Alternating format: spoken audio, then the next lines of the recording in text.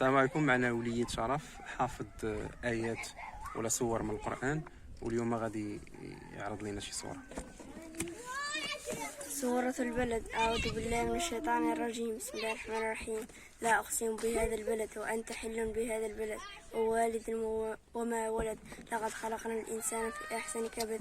أيحسب أن لن يقدر عليه أحد. يقول أهلكت مالا لبدا.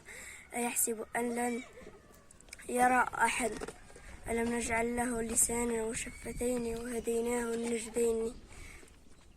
من ذا مقربة انت دابا حشمان متوتر هذا ولد حميرة. ما تحشم، ما تخافش، ما تحشم. القرآن خاصك تكون واثق من راسك، تحافظ القرآن لأنه كلام جميل، كلام الله، ما تخاف منه، ما تحمل منه. خليه يقول لنا شي سورة اخرى. اسكت. سورة قريش شتبع اخويا.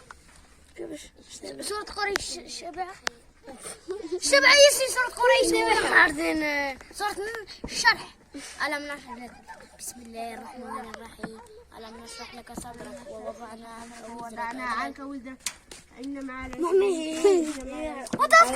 وتسكت. كل واحد يقول ديالو، كل واحد يختار سورة، كل واحد يختار سورة الدراري ويقولها. يلا قول انت.